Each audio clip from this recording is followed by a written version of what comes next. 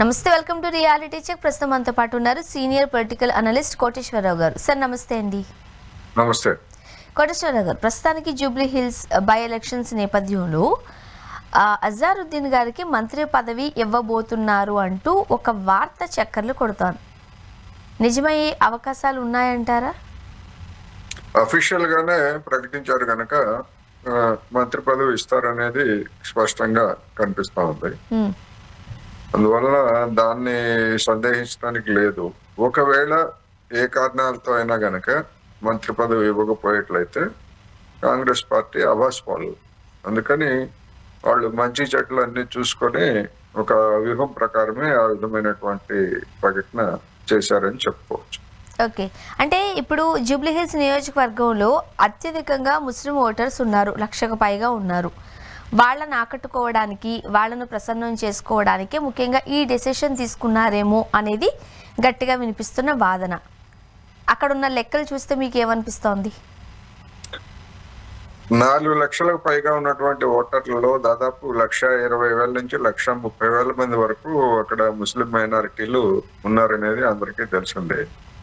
అయితే ఈ సందర్భంగా గతంలోనే, అంటే మాగంటి గోపీనాథ్ గారు చనిపోయిన తర్వాత వెంటనే వచ్చినటువంటి చర్చ ఏమిటంటే, మళ్ళా అజారుద్దీన్ ని అక్కడ నిలబెట్టి ఆయన గెలిస్తే ఇప్పటి వరకు మంత్రివర్గంలో మైనార్టీలకి చోటు లేదు. అందువల్ల అజారుద్దీన్ కి మంత్రి పదవి ఇచ్చేట్లయితే తదుపరి జరిగేటువంటి జిహెచ్ఎంసీ ఎన్నికల్లో ఒక ప్రచారానికి పనికొస్తుంది. అదేవిధంగా హైదరాబాదు నగరానికి మంత్రి పదవి లేదు కనుక ఆ లోటును కూడా భర్తీ చేయొచ్చు అనేటువంటి ఆలోచనలు గతంలో జరిగాయి. అయితే మధ్యలో వచ్చినటువంటి వార్తలు అవి నిజమా కాదా అనేటువంటిది మనం నిర్ధారించలేము. కానీ అజారుద్దీన్ గనక గెలిచి మళ్ళా మంత్రి పదవి చేపట్టేట్లయితే మజ్లిస్ పార్టీకి నష్టం అనేటువంటి ఉద్దేశంతో అజారుద్దీన్ ని తప్పించి వేరే వాళ్ళని పెట్టాలని చెప్పేసి అది డిమాండ్ చేసిందని, ఆ మేరకు నవీన్ యాదవ్ ని రంగంలోకి దించారనేటువంటి వార్తలు కూడా వచ్చాయి. కానీ ఇప్పుడు ఆకస్మికంగా తీసుకున్నటువంటి ఈ నిర్ణయాన్ని చూసినప్పుడు జూబ్లీ హిల్స్ ఎన్నికల్లో ఏ విధంగానూ ఓడిపోకుండా చూసుకోవాలి, విజయాన్ని మరింతగా గ్యారంటీ చేసుకోవాలనేటువంటి ఉద్దేశంతో అజారుద్దీన్ కి ఈ విధమైనటువంటి పదవిని కట్టబెడుతున్నారనేది స్పష్టంగా కనిపిస్తుంది. అందువల్ల కాంగ్రెస్ పార్టీ ఏ ఛాన్స్ ని కూడా మిస్ కావట్లేదు. ఏ చిన్న అవకాశాన్ని కూడా, తన విజయానికి తోడ్పడేటువంటి ఏ అవకాశాన్ని కూడా వదులుకోకూడదు అన్నది కాంగ్రెస్ పార్టీ వ్యూహంగా ఈ చర్యను బట్టి మనం చెప్పచ్చు. సార్, మరీ ముఖ్యంగా అంటే ముఖ్యమంత్రి స్థానంలో కాంగ్రెస్ పార్టీ రేవంత్ రెడ్డి గారు అధికారంలో ఉన్నప్పటికీ కూడా హైదరాబాద్ ఈ కాన్స్టిట్యున్సీస్ అన్నీ కూడా బీఆర్ఎస్ గెలుచుకోవడం మనం చూసాం. ఓకే, ఇప్పటికీ బీఆర్ఎస్కి హైదరాబాద్ సిటీలో పట్టు ఉంది అనడానికి గత ఎన్నికల్లో నిదర్శనంగా చూసాం. ఇప్పుడు జూబ్లీ హిల్స్ నియోజకవర్గాన్ని చాలా ప్రతిష్టాత్మకంగా తీసుకున్నాయి పార్టీలు. అసలు కాంగ్రెస్ లెక్కలు ఎలా ఉన్నాయని మీకు అనిపిస్తుందంటారు? ఖచ్చితంగా ఈ నియోజకవర్గాన్ని కైవసం చేసుకోవాల్సిందే, ఇప్పుడు కాంగ్రెస్కి అది తప్పనిసరి అని కూడా మనం వింటూ ఉన్నాం. నిజమే అంటారా? ఇప్పుడు అసెంబ్లీ ఎన్నికల్లో బీజేపీకి ఒక రాజాసింగ్ గెలుపు తప్ప హైదరాబాదు నగరంలో మరో చోట బీజేపీ గాని కాంగ్రెస్ గాని గెలవలే. మొత్తం అన్ని స్థానాలని బీఆర్ఎస్ గెలుచుకుంది. కానీ ఆ తర్వాత జరిగినటువంటి లోక్సభ ఎన్నికల్లో బీఆర్ఎస్ పెర్ఫార్మెన్స్ ఆ విధంగా లేదనేది అందరికీ స్పష్టం. కాంగ్రెస్ బలం పుంజుకుంది. ఇక్కడ గెలవకపోయినప్పటికీ కాంగ్రెస్ బలం పుంజుకుంది. బీజేపీ లబ్ధి పొందింది. మల్కాజ్గిరి సీటు కావచ్చు, లేదా సికింద్రాబాద్ సీటు, లేదా పక్కనే ఉన్నటువంటి చేవెళ్ళ, ఈ ప్రాంతాలన్నింటి కూడా బీజేపీ గెలుచుకుంది. దానికి ప్రధానమైనటువంటి కారణం వీటితో పాటు బీఆర్ఎస్ ఓట్లు బీజేపీకి బదలాయించారు అనేటువంటి ప్రచారం కూడా జరిగింది. సరే, అది ఏమైనప్పటికీ ఇప్పుడు తిరిగి మళ్ళా ఈ సిట్టింగ్ సీటు మాదే అనేటువంటి పద్ధతుల్లో బీఆర్ఎస్ ఒక ప్రయత్నం చేస్తా ఉంది. అందుకని ఆ ప్రయత్నాన్ని దానికంత సీన్ లేదు. కంటోన్మెంట్ ఎన్నికల్లో మాదిరే మేము బీఆర్ఎస్ సీట్ ని కైవసం చేసుకుంటామని కాంగ్రెస్ ప్రచారం చేస్తాం. అందుకోసం ప్రతి అవకాశాన్ని కూడా కాంగ్రెస్ పార్టీ వినియోగించుకుంటా ఉంది. అజారుద్దీన్ కి మంత్రి పదవి కూడా దానిలో భాగమే. ఎందుకంటే ఎప్పుడైనా ఒకవేళ నవీన్ యాదవ్ గెలిచినప్పటికీ తర్వాత అయినా కానీ ఒక ముస్లిం మైనారిటీకి మంత్రివర్గంలో చోటు కనుక ఇవ్వకపోయేట్లయితే అది వచ్చే అసెంబ్లీ ఎన్నికల మీద కాంగ్రెస్ పార్టీ మీద ఒక ప్రతికూల ప్రభావం చూపేటువంటి అవకాశం ఉందనేది అందరికీ తెలుసు. అందుకని ఆ వచ్చేదేదో ఇప్పుడే ఇస్తే అది జూబ్లీ హిల్స్ ఎన్నికల్లో 4 ఓట్లు అదనంగా రావడానికి తోడ్పడుతుంది, ప్రత్యర్థుల ప్రచారానికి అడ్డుకట్ట వేయొచ్చు అనేటువంటిది కాంగ్రెస్ వ్యూహం. దానిలో భాగంగానే ఈ నిర్ణయం వెలువడింది అనేది చెప్పాలి. అండ్ మరీ ముఖ్యంగా ఎమ్మెల్సీ కూడా కానీ అజారుద్దీన్కి డైరెక్ట్గా క్యాబినెట్లోకి తీసుకోవడాన్ని ఎలా చూడాలంటారు? ప్రజలు హర్షిస్తారా? అంటే ఏ సభలోనూ సభ్యుడు కానటువంటి వ్యక్తిని మంత్రివర్గంలోకి తీసుకోవడానికి రాజ్యాంగం అనుమతిస్తా ఉంది. ఆ తీసుకున్నటువంటి వ్యక్తి 6 నెలల్లో ఏదో ఒక సభ, అంటే ప్రజాప్రతినిధుల సభ కావచ్చు, లేదా పెద్దల సభలుగా ఉండేటువంటి శాసన మండలి కావచ్చు, లేదా జాతీయ స్థాయిలో అయితే రాజ్యసభ కావచ్చు, ఏదో ఒక దానికి ఎన్నిక కావాలి. ఏదో ఒక దానికి ఎన్నిక కాకపోయేట్లయితే 6 నెలల గడువు ముగియగానే రాజీనామా చేయాల్సి వస్తుంది. గతంలో ఆ విధంగా రాజీనామా చేసినటువంటి ఉదంతాలు కూడా ఉన్నాయి. అదేవిధంగా ఎన్నికల్లో గెలిచి మంత్రులుగా కొనసాగినటువంటి ఉదంతాలు కూడా వివిధ రాష్ట్రాల్లో ఉన్నాయి. అందుకని అదేమీ రాజ్యాంగ విరుద్ధము కాదు, లేదా మరొక కాదు. జనం కూడా ఎందుకు అంటే సహజంగానే రాజకీయ పార్టీలు ఇది ఎన్నికల కోసమే అని రాజకీయ పార్టీలు చెప్తాయి. లేదు, ఇది ఎన్నికలతో నిమిత్తం లేదు, ఇది రాజ్యాంగం కల్పించినటువంటి అవకాశాన్ని మేము ఎప్పుడైనా వినియోగించవచ్చు అని చెప్పేసి అధికార పక్షం చెప్పవచ్చు. కానీ ఎవరి వాదనలు వాళ్లకు ఉంటాయి. కానీ జనం మీద, ముఖ్యంగా మైనారిటీ తరగతుల్లో మన సామాజిక తరగతికి చెందిన వాడికి మంత్రి పదవి ఇచ్చారు అని 2%, 3% అంటే ఆల్రెడీ డివైడ్ అయి ఉన్నారు. బీజేపీను, కాంగ్రెస్, బీఆర్ఎస్ మధ్య మైనారిటీలు డివైడ్ అయి ఉన్నారు. ఆ డివైడ్ అయి ఉన్నటువంటి వాళ్ళలో ఒక 5% మారినా కానీ, 5% మారటం అంటే తక్కువేం కాదు కదా. 1,20,000 మందిలో 5% మారటం అంటే తక్కువేం కాదు. అందుకని ఆ విధమైనటువంటి ఛాన్సెస్ కూడా మనం పోగొట్టుకోవద్దు అనేటువంటి దీనిలో దాగి ఉన్నటువంటి అంశం. ఓకే, ఇప్పుడు నవీన్ యాదవ్ గారికి అక్కడ పోటీకి నిలబెట్టడం, అజారుద్దీన్ గారికి మంత్రి పదవి ఇస్తాము అని అనడం ఏమనిపిస్తుంది? ఈ లెక్కలు ఎట్లా ఉన్నాయి?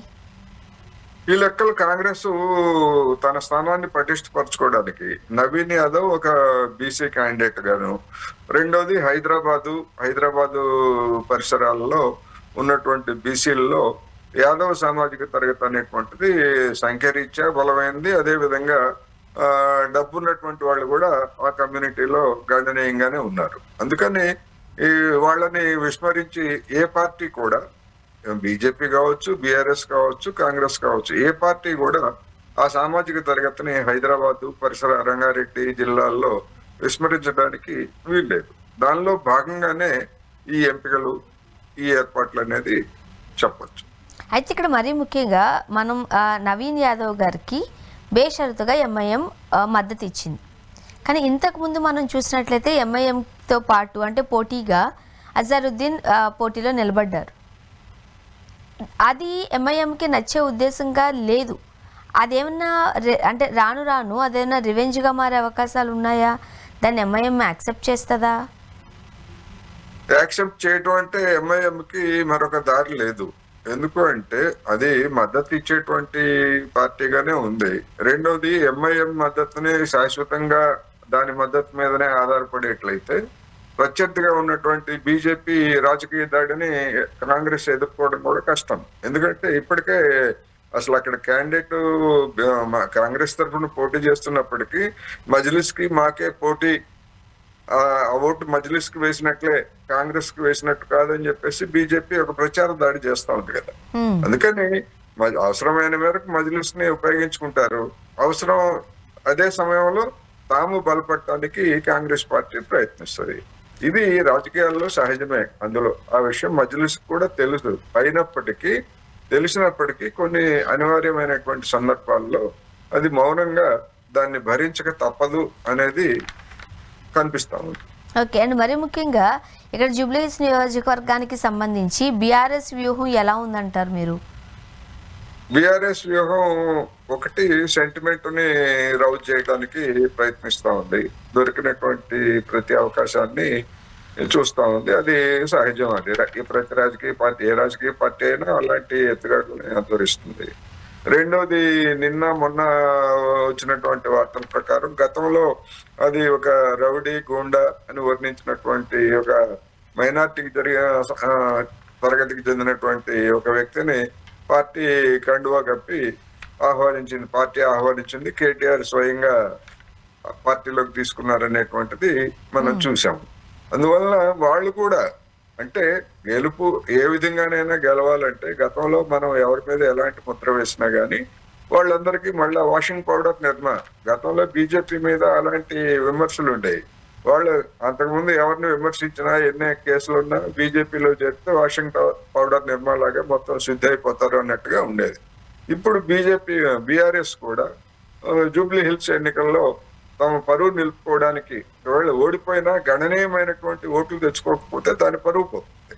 అందుకని ఆ పరువు నిలుపుకోవడానికి లేదా గెలవడానికి ఆ విధమైనటువంటి శక్తులను కూడా అవాంఛనీయమైన శక్తులుగా పరిగణించబడినటువంటి వాళ్ళని, కేసులు ఉన్నటువంటి వాళ్ళని కూడా ఆ పార్టీ ఇప్పుడు చేర్చుకోవడం అంటే దాని ఉద్దేశం అదే.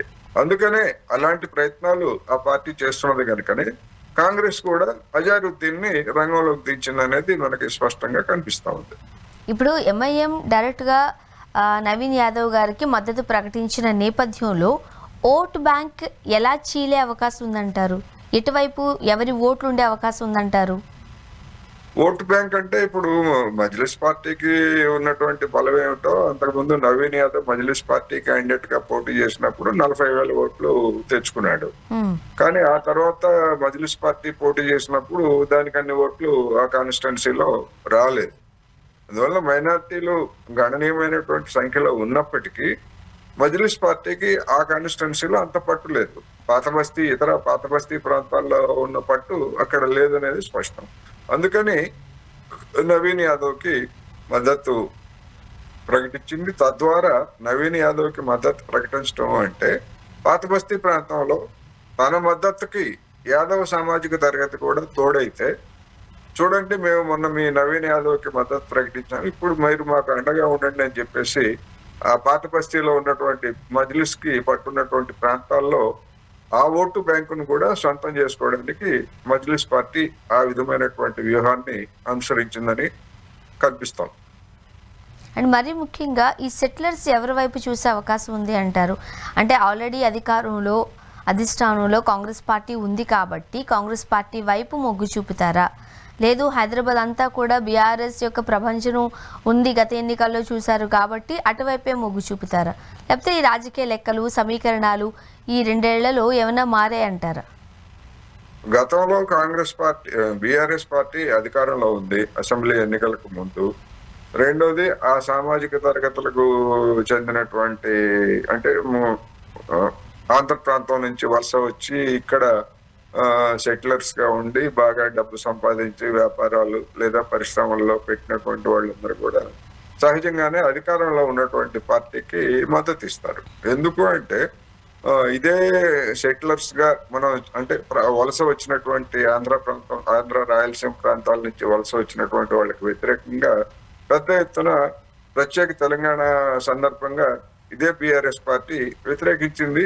వాళ్ళ మీద దుష్ప్రచారం కూడా చేసిన మాట మనకు గుర్తు తెచ్చుకోవాలి. అయినప్పటికీ ఎందుకు మద్దతు ఇచ్చారు అంటే 2 సార్లు అది అధికారంలోకి వచ్చేటువంటి పార్టీ తోటి ఉండేట్లయితే తమ ప్రయోజనాలను నెరవేర్చుకోవచ్చు అనేటువంటిది ఆ సామాజిక తరగతుల్లో కావచ్చు లేదా వాళ్ళలో పెద్దవాళ్ళుగా ఉన్నటువంటి వాళ్ళకి కానీ తట్టింది.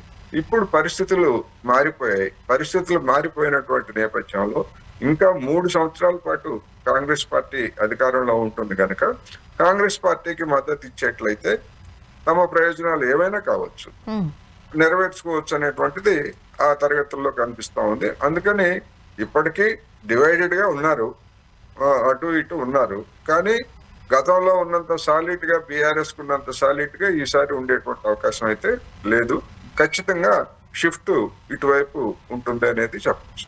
యాక్చువల్గా మాగంటి గోపీనాథ్ గారు అంటే పార్టీతో సంబంధం లేకుండా జూబ్లీహిల్స్ ఆ నియోజకవర్గం అంతా కూడా ఆయనతో చాలా కలిసి ఉన్నట్టు సాన్నిహిత్యం ఉన్నట్టు మనం ఎలక్షన్స్లో ఆయనకు వచ్చే మెజారిటీ కావచ్చు, ఆయన 10 సార్లు అంటే ఆయన ఎన్నికైన విధానం చూస్తుంటే మనకు అర్థమవుతుంది.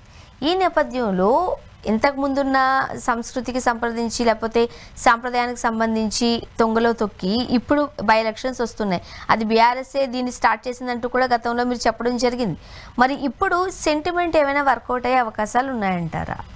అంటే మాగంటి గోపీనాథ్ తెలుగుదేశం పార్టీలో ఆయన రాజకీయ ప్రస్థానం, లేదా మాగంటి గోపీనాథ్కి ఆ సామాజిక తరగతి కావచ్చు, లేదా ధనికులుగా ఉన్నటువంటి వాళ్ళతోటి ఉన్నటువంటి సంబంధాలు, వాటన్నింటి రీత్యా తమ ప్రయోజనాలకు, తమ లాబియింగ్కు మాగంటి గోపీనాథ్ బాగా పనికొస్తారు అనేటువంటి ఉద్దేశంతో ఆ ప్రాంతంలో ఉన్నటువంటి ధనికులందరూ కూడా అతనికి మద్దతు ఇచ్చిన మాట వాస్తవం.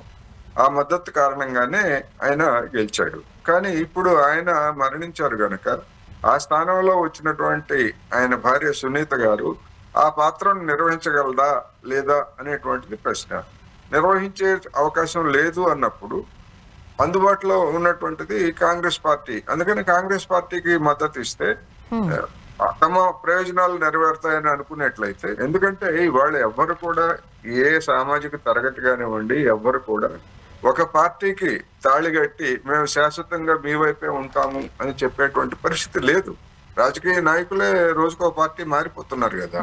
అందువలన వ్యాపార ప్రయోజనాలు లేదా పారిశ్రామిక ప్రయోజనాలు కలిగినటువంటి ధనికులు ఆ ప్రాంతంలో ఉన్నారు. అటువంటి వాళ్ళు సహజంగానే అధికార పార్టీ తోటి దగ్గర అవడానికి చూస్తారు. అది ఆ రీత్యా చూసుకున్నప్పుడు గతంలో బీఆర్ఎస్ కు ఉన్నటువంటి మద్దతు ఈసారి ఉండేటువంటి అవకాశాలు అయితే లేవు. కాకపోతే టీడీపీకి ఇంకా ఓట్ బ్యాంక్ ఉంది తెలంగాణలో, హైదరాబాద్లో ఇంకా ఉంది. ఎందుకంటే మేము అటు నుంచి ఇటు వెళ్ళిన హైటెక్ సిటీ అంటే మనకు కనిపించేది చంద్రబాబు నాయుడు గారే. హైదరాబాద్ ఇంతగా అభివృద్ధి చెందడానికి ప్రధాన కారణం చంద్రబాబు నాయుడు గారే అని అనుకుంటూ ఉంటారు. కాబట్టి ఇప్పటికీ టీడీపీకి సంబంధించి ఓట్ బ్యాంక్ తెలంగాణలో ఉంది. ముఖ్యంగా జూబ్లీహిల్స్ నియోజకవర్గంలో ఇప్పుడు సునీత గారికి ఆ ఓట్ బ్యాంక్ ఏమైనా మళ్ళీ అవకాశం ఉంది అంటారా? ఇంతవరకు తెలుగుదేశం పార్టీ తన వైఖరిని ప్రకటించలేదు. ఎందుకంటే పక్కనే ఉన్నటువంటి ఆంధ్రప్రదేశ్ లో కావచ్చు, లేదా రాజకీయంగా తెలుగుదేశం పార్టీ ఎన్డీఏ కూటమిలో భాగంగా ఉంది. మరి ఎన్డీఏ కూటమిలో భాగంగా ఉన్నటువంటి తెలుగుదేశం కానీ, లేదా తెలంగాణలో కూడా జనసేన పార్టీ ఉంది కదా, ఆ జనసేన కానీ ఈ రెండు పార్టీలు కూడా తమ భాగస్వామిగా పోటీ చేస్తున్నటువంటి బీజేపీకి ఎందుకు మద్దతు ప్రకటించలేదు అనేటువంటిది ఒక ప్రశ్న. ఇక్కడ ఉన్నటువంటి బీజేపీ నాయకత్వం మరి ఆ రెండు పార్టీలని సంప్రదించి మాకు బహిరంగంగా మద్దతు ప్రకటిస్తారా అని అడిగినట్టుగా కూడా మనకి ఎక్కడ సమాచారం లేదు. అందుకని వాళ్ళ మధ్య ఉన్నటువంటి సమస్యలు ఏమిటి అనేటువంటిది మనకు తెలియదు. కానీ అటువంటి అన్డిసైడెడ్ గా జనసేన పార్టీ, అదేవిధంగా తెలుగుదేశం పార్టీ ఉన్నప్పుడు కార్యకర్తలు వాళ్ళు ఇష్టం వచ్చినటువంటి పార్టీకి ఇక్కడ ఉన్నటువంటి స్థానిక సంబంధాలను బట్టి ఎవరికితో అనుకూలంగా ఉంటే వాళ్ళకి ఓటేసేటువంటి స్వేచ్ఛ వాళ్ళకి ఇచ్చినట్టే. అందుకని చంద్రబాబు నాయుడు కూడా ఇక్కడ ఉన్నటువంటి తెలుగుదేశం పార్టీ వాళ్ళతోటి మాట్లాడినప్పుడు వాళ్ళకి వాళ్ళు అడిగితే మనం చూద్దాంలే అన్నట్టుగా మాట్లాడారని, ఏ నిర్ణయం తీసుకోలేదనేటువంటి వార్తలే వచ్చాయి. దానికి అనుగుణంగానే మరి ఇంతవరకు ఎటువంటి ప్రకటన రాలేదు. అందుకని బీజేపీకి ఉన్న ఇబ్బంది ఏమిటి? తెలుగుదేశం పార్టీ మద్దతును బహిరంగంగా తీసుకుంటే, లేదా జనసేన పార్టీని బహిరంగంగా తీసుకుంటే ఆ పార్టీకి వచ్చేటువంటి ఇబ్బందులు ఏమిటి? ఎందుకంటే గతంలో ఆ బీజేపీని, జనసేన పార్టీని బీజేపీ విమర్శించింది. తెలంగాణకు వ్యతిరేకంగా వీళ్ళు వ్యవహరించారని. మరి అలాంటి శక్తులతోటి వాళ్ళ మద్దతు ఇప్పుడు తీసుకున్నట్లయితే మరి ఇక్కడ ఉన్నటువంటి బీఆర్ఎస్ పార్టీ కానీ, కాంగ్రెస్ పార్టీ కానీ బీజేపీ మీద ధ్వజమెత్తేటువంటి అవకాశం ఉంది. అది నష్టం అని అనుకుంటుంది కనుకనే మొన్న లోక్సభ స్థానిక సంస్థల ఎన్నికలు ఉంది, మన అసెంబ్లీ ఎన్నికలు, మా లోక్సభ ఎన్నికల్లో కూడా ఆ విధమైనటువంటి సయోధ్య ఇక్కడ కుదరలేదు. అందుకని అది ఇప్పటికీ ఆ సమస్య కొనసాగుతున్నది. కానీ ఎటుంటారు అనేటువంటిది అది వేరే అంశం. రెండోది, మొత్తం ఆంధ్ర ప్రాంతం నుంచి వచ్చినటువంటి సెటిలర్స్ అందరూ కూడా ఆ కాన్స్టిట్యున్సీలో ఉన్నారని ఎక్కడా లేదు. ఆ కాన్స్టిట్యున్సీలో కూడా ఉన్నారు. ఆ పరిసర ఇప్పుడు కూకట్పల్లి కావచ్చు, లేకపోతే శేరిలింగంపల్లి కావచ్చు, ఇవన్నీ ఆ ప్రాంతాలన్నింట ఉన్నారు. కానీ ఒక్క జూబ్లీ హిల్స్ లోనే ఉన్నారు అని ఎవరైనా చెప్తే పొరపాటు. ఓకే, రేపటి నుంచి కేటీఆర్ గారి రోడ్ షో స్టార్ట్ కాబోతోంది, ఎలా ఉండబోతుంది అంటారు? కేటీఆర్, మీరు అన్నది కేటీఆర్ కేసీఆర్? కేటీఆర్ గారు. కేటీఆర్ రోడ్ షో ప్రత్యేకంగా కొత్తగా ఉండేది ఏముంటది? ఇప్పుడు కేసీఆర్ రోడ్ షోలకే వస్తారా రారా అన్నదే చర్చ. కేటీఆర్ వస్తే వస్తాడు, రోజు ప్రచారం చేస్తున్నాడు కదా కేటీఆర్ గాని, హరీష్ రావు గాని, లేకపోతే ఇతర నాయకులందరూ కూడా ప్రచారం చేస్తున్నారు. కొత్తగా చెప్పేది ఏముంటుంది? ఇప్పుడు సమస్య అంతా కూడా కేసీఆర్ వస్తారా రారా, కేసీఆర్ వస్తే ఏమిటి, రాకపోతే ఏమిటి. అందుకని బీజేపీకి, బీఆర్ఎస్ పార్టీకి అదొక సంకటమైనటువంటి పరిస్థితి.